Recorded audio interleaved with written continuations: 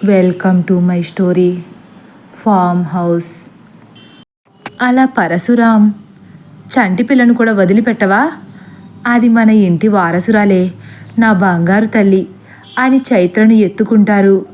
చైత్ర కూడా పరశురాం వైపు అలానే చూస్తూ చిన్నగా నవ్వుతుంది. ఆ నవ్వు చూడు ఎంత అందమో. అమ్మ అన్నం తినిపిస్తుందంటమ్మా, నానమ్మతో కిందకి వెళ్ళు బంగారం, నేను స్నానం చేసి తొందరగా వచ్చేస్తాను అని లాలించినట్లు మాట్లాడతారు. అలా చైత్రను తీసుకుని శారద కిందకు వెళ్ళిపోతుంది. సమయం సాయంత్రం 10 గంటలు. అందరూ పనులన్నీ పూర్తి చేసేసుకుని ప్రశాంతంగా టీవీలో సినిమా పెట్టుకుని చూస్తున్నారు. ఇంతలో లక్ష్మి నెమ్మదిగా, అమ్మయ్య, ఈరోజు కరెంటు పోలేదులే, కాస్తైనా ఆ దెయ్యాల గోల ఉండదేమో, లైట్స్ వేసుకుని పడుకోవచ్చు అంటుంది. వెంటనే చందు కూడా అనేలోపు కరెంటు పోయింది. లక్ష్మి చందుల గుండె ఒక్కసారి జల్లుమంటుంది. చందు, కరెంటు పోయింది, బెదిరిపోతుంది లక్ష్మి. అవునే, దీనంగా అంటాడు చందు కూడా. ఈ రాత్రి కూడా రాదేమోనయ్యా అని కళ్ళు తేలేస్తుంది. అవునే, నాకు ముందే తెలిసిపోతుందని. కాసేపుంటే ఇన్వర్టర్ కూడా ఆగిపోతుందేమో, ఇక అంతే మన సంగతి.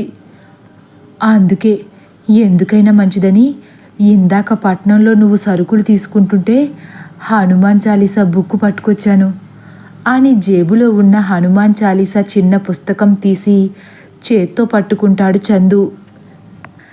ఇంతలో మాధురి, పార్దు, ఈరోజు కూడా పోయిందేంట్రా, ఇక ఈరోజు కూడా ఇంతేనా మన పరిస్థితి? అందరం ఉన్నాం కదా, సరదాగా కాసేపు సినిమా చూద్దామంటే లేదు, నీరసంగా మాట్లాడుతుంది.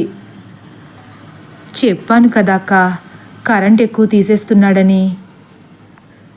ఎందుకైనా మంచిది స్టోర్ రూమ్లో ఉన్న క్యాండిల్స్ తెచ్చుకుని ముందే రెడీగా పెట్టుకుందాం. నిన్నట్లా ఎక్కువసేపు రాకపోతే సరిగ్గా అర్ధరాత్రి అయ్యేసరికి ఇన్వర్టర్ కూడా ఆగిపోతుంది, మళ్ళీ నిద్దట్లో లేచి రావాలంటే బద్ధకం అంటారు విశ్వనాథ్. నిజమే లక్ష్మి, నువ్వు వెళ్ళి స్టోర్ రూమ్లో క్యాండిల్స్ ఉన్నాయి తీసుకురా అంటుంది బిక్కు బిక్కుమంటూ కూర్చున్న లక్ష్మిని చూసి మీనాక్షి.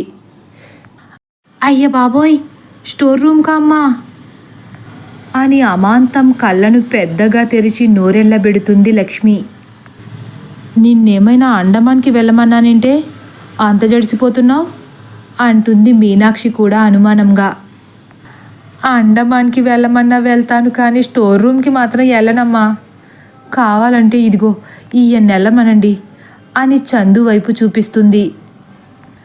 నేను కిచెన్లోకి వెళ్ళి అగ్గిపెట్టెలు పట్టుకొస్తాను అని పైకి లేస్తుంది. నీకు నిజంగానే పిచ్చి పట్టిందే లక్ష్మి. చందు, నువ్వు వెళ్ళి క్యాండిల్స్ తీసుకురా అంటుంది మీనాక్షి. చందు అస్సలు ఇష్టం లేకపోయినా వెళ్ళనని చెప్పే ధైర్యం లేక, సరేనమ్మా అని తలాడిస్తూ నెమ్మదిగా పైకి లేస్తాడు.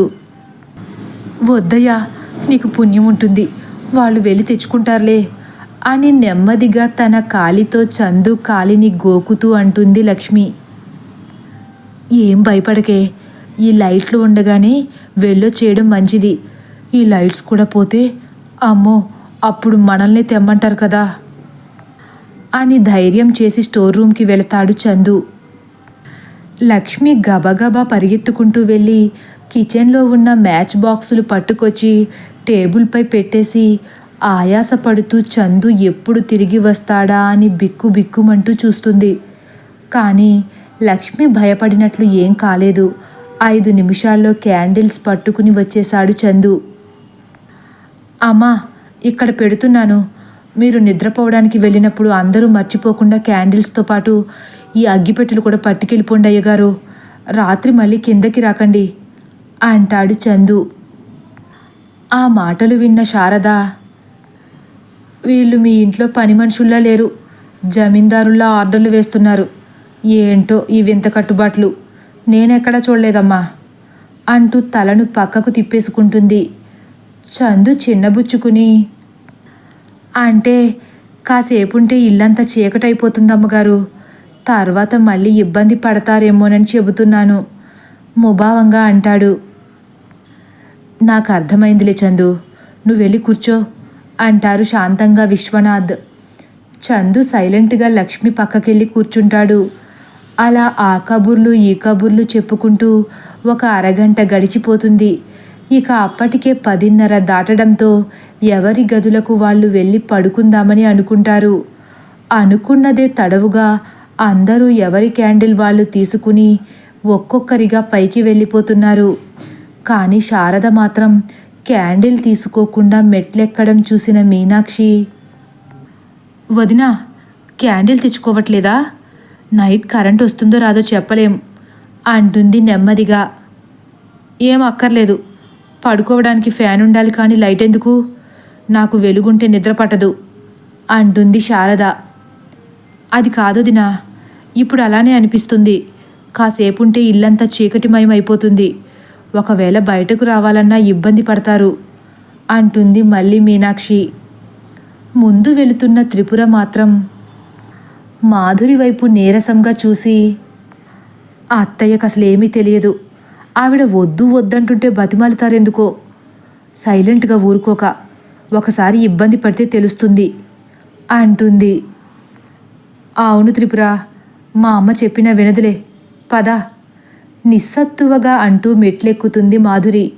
ఇంతలో విశ్వనాథ్ చేతిలో ఉన్న చైత్ర తాతగారి భుజం మీద కొడుతూ, తాతయ్య, నేను కూడా ఈరోజు నానమ్మ తాతయ్య వాళ్ళ దగ్గరే పడుకుంటాను అంటుంది గారాబంగా.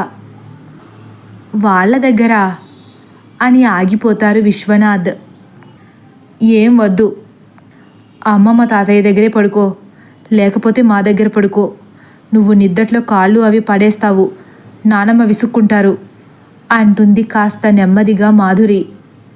లేదు తాతయ్య, నేను నానమ్మ తాతయ్య దగ్గరే పడుకుంటాను, నేను ఆ గదిలోనే పడుకుంటాను అని మారం చేస్తుంది చైత్ర. అది విన్న పరశురాం, మా దగ్గర పడుకుంటావా బంగారం కింద నుంచి వస్తూ అంటారు. వద్దు మావయ్య, అది సరిగ్గా పడుకోదు, రాత్రి మిమ్మల్ని నిద్రపోనివ్వదు అంటుంది మాధురి. పోన్లే మాధురి, ఈ రోజుకు పడుకొని. పడుకుంటానంటుందిగా, ఈరోజు చూస్తే నాన్నకే అర్థమవుతుంది అంటాడు మురారి నవ్వుతూ. ఇక కాదనలేక సరే అంటుంది మాధురి కూడా. అలా చైత్రను పరశురాం వాళ్లకు అప్పచెప్పేసి ఎవరి గదులకు వాళ్ళు వెళ్ళి తలుపులు వేసేసుకుంటారు. చైత్ర మంచంపై పడుకుని తిరుగుతున్న ఫ్యాన్నే చూస్తుంది. చైత్ర తన పక్కనే ముగ్ధను పడుకేసుకుంది. అది చూసిన శారద, చైత్ర, పడుకున్నప్పుడు కూడా ఆ బొమ్మని వదలవా? ఏకంగా మంచం ఎక్కించేశావు. నేనెక్కడ పడుకోవాలి? తీసి పక్కన పడేయ్. మంచం దగ్గర నుంచుని కోపంగా చైత్ర వైపే చూస్తూ అంటుంది. ముగ్ధ నా పక్కనే పడుకుంటుంది, ముగ్ధకు నా పక్కన పడుకోవడమే ఇష్టం అంటుంది చైత్ర. చూసారా మీ మనవరాలు, అస్సలు మాటలెక్కలేదు, అలా పెంచుతున్నారు అని చైత్రకు ఆ పక్కన పడుకున్న పరశురాంతో అంటుంది. చిన్నపిల్లలతో కూడా వాదన ఎందుకు నీకు? ఆ బొమ్మ నచ్చినట్లుంది, పడుకేసుకొని 2 రోజులుంటే ముచ్చట తీరిపోయాక అదే పక్కన పడేస్తుంది అని వెనకేసుకొస్తారు పరశురాం. శారద ఇక ఏమీ అనలేక మూతిని తిప్పేస్తూ తను కూడా మంచంపై వాలిపోతుంది. లైట్ ఆఫ్ చేయండి భర్తని విసుక్కుంటుంది. ఎందుకంత గింజుకుంటావు, నార్మల్గా చెప్పచ్చుగా అంటూ లైట్ ఆఫ్ చేసేస్తారు పరశురాం. మీనాక్షి చెప్పినట్లుగానే లైట్ ఆఫ్ చేయగానే ఆ గదంతా గాఢాంధకారం అలముకుంది. ఎక్కడా ఏ వస్తువు మచ్చుకు కూడా ఆనమాలు తెలియట్లేదు. అది చూసిన పరశురాం, అందంగా అందరూ క్యాండిల్స్ పట్టుకెళ్లారు, నువ్వు చెప్తే వింటావా అని నసుక్కుంటూ, బంగారం నీకు భయమేస్తుందా, లైట్ ఆన్ చేయనా అని చైత్రను దగ్గరికి లాక్కుంటారు. వద్దు తాతయ్య, నాకు భయం వేయదు అని తాతయ్య పొట్టపై చేయి వేసి పడుకుంటుంది. నానమ్మా, ముగ్ధని జోకొట్టి నిద్రపుచ్చు, జో కొట్టకపోతే ముగ్ధకు నిద్ర పట్టదు అంటుంది మళ్ళీ నెమ్మదిగా. శారద ఇంకా ఉడికిపోతుంది. అదా, దాని ముఖం. మీ నానమ్మ కూతురికే ఎప్పుడు జోలపాడలేదు, ఇక నీ బొమ్మకేం పాడుతుందమ్మా అంటారు పరశురాం. అలా చైత్ర ముద్దు ముద్దు మాటలు వింటూ ఉన్నారు పరశురాం, శారదలు. కింద లక్ష్మీ చందులు అందరూ పైకి వెళ్ళి తలుపులు వేసేసుకున్న వెంటనే ఒక్క క్షణం కూడా ఆగకుండా దేవుడి గదిలోకి వెళ్ళిపోయి తలుపులు వేసేసుకుని కూర్చున్నారు. లక్ష్మి, ఇదిగో ఈ సింధూరం కూడా పెట్టుకో అని తన జేబులోంచి కాగితంలో పొట్లం కట్టిన సింధూరాన్ని బయటకు తీసి తను కొంచెం పెట్టుకుని లక్ష్మికి కూడా పెడతాడు చందు. ఇద్దరూ ఆ హనుమాన్ చాలీసా పుస్తకాన్ని వడిలో పెట్టుకుని జై హనుమాన్ జై హనుమాన్ అనుకుంటూ తలలు గోడకు జార్చి నిద్రలోకి జారుకుంటారు. సమయం అర్ధరాత్రి 12 గంటలైపోయింది. అందరూ మంచి నిద్రలో ఉన్నారు. ముందు రోజు సరిగ్గా నిద్ర పట్టలేదేమో, లక్ష్మీ చందులు కూడా గాఢ నిద్రలోకి జారిపోయారు. ఎప్పుడు దిగిపోయిందో కానీ ఇన్వర్టర్ ఛార్జింగ్ కూడా దిగిపోయింది. ఇల్లంతా ఒళ్ళంతా నల్లని కాటుకను పులుముకున్నట్లు మారిపోయింది. శారద గుర్రు పెట్టి నిద్రపోతుంది. ఆ నిద్రలో వేరే లోకంలోకి వెళ్ళిపోయింది శారద. తను ఒక పెద్ద రాజభవనంలో రాణులు ధరించే వస్త్రధారణలో ఉంది. ఇంతలో ఎవరో తన దగ్గరకు వస్తున్నట్లు పెద్ద పెద్ద అడుగుల శబ్దం. శారద చేతిపై వాలిన చీరను హుందాగా పట్టుకుని తలను రాజసంగా వెనక్కి తిప్పి గంభీర స్వరంతో, నందిని అని కళ్ళతో బయటకు వెళ్ళమన్నట్లు సైగ చేస్తుంది. చిత్తం రాజమాత అని తలదించుకుని వినయంగా అక్కడి నుండి బయటకు వెళ్ళిపోతుంది పరిచారిక నందిని. గుమ్మం దగ్గర లోపలికి వస్తున్న సేనాధిపతి పద్మనాభుడు కనబడగానే తలదించుకుని నమస్కరించి పక్కకు జరుగుతుంది నందిని. రాజమాత కబురు చేశారంట అడుగుతాడు పద్మనాభుడు. నందిని తలను పైకి ఏమాత్రం ఎత్తకుండా వినయంగా, రాజమాత మీకోసమే ఎదురు చూస్తున్నారు అని నమస్కారం పెట్టి బయటకు వెళ్ళిపోతుంది. అని గంభీరంగా అంటూ పద్మనాభుడు రాజమాత మాలినీదేవి ముందుకు వెళ్ళి తల వంచి, రాజమాత రత్నమాలినీదేవికి ప్రణామములు అంటాడు. ఏమంటున్నారు యువరాజు భైరవవర్మ అంటుంది పద్మనాభుణ్ణి చూస్తూ. యువరాజు భైరవవర్మ తన మంకుపట్టు విడవనంటున్నారు రాజమాత. పద్మనాభుడి కళ్ళలో కాస్త భయం వచ్చిపడింది. ఎందుకంట అంత మంకుపట్టు? ఆ వన్నెలాడి దగ్గర ఏం చూసి ఈ తల్లి మాటని ధిక్కరిస్తున్నారు యువరాజు? యువరాజు భైరవవర్మ పూర్తిగా ఆ ఇందువదన ప్రేమలో మునిగిపోయారు రాజమాత. ఎంత చెప్పినా ఆలకించేలా లేరు అంటాడు పద్మనాభుడు. ఇందువదన ఇందువదన ఇందువదన, ఒక మాసికం రోజుల నుండి ఈ పేరు నా చెవుల్లో మారుమ్రోగుతుంది. ఎవరా ఇందువదన అని కోపంగా పెద్దగా అరుస్తూ అక్కడ ఉన్న టీపాయ్ లాంటి ఒక అందమైన నగిషీ బల్లను చేత్తో బలంగా నెట్టేస్తుంది. ఆ బల్లపై ఉన్న రాగి జగ్గు గ్లాసులు వేగంగా కింద పడి పెద్ద శబ్దం చేస్తూ నేలపై గిర్రున బొంగరంలా తిరుగుతున్నాయి. అంతే, మెలకువ వస్తుంది శారదకు. చటుక్కున కళ్ళు తెరుస్తుంది. గదంతా చిమ్మ చీకటి. వచ్చిన కల పెద్ద భయంకరమైన కల కాకపోయినా ఈ కల ఎందుకొచ్చిందా అని ఆలోచనలో పడింది.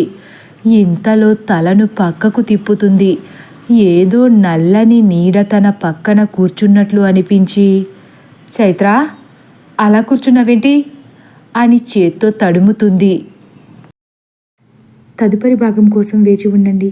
ఒకవేళ నా కథ కానీ మీకు నచ్చినట్లయితే లైక్ చేసి సబ్స్క్రైబ్ చేయడం మర్చిపోకండి. Thank you for watching.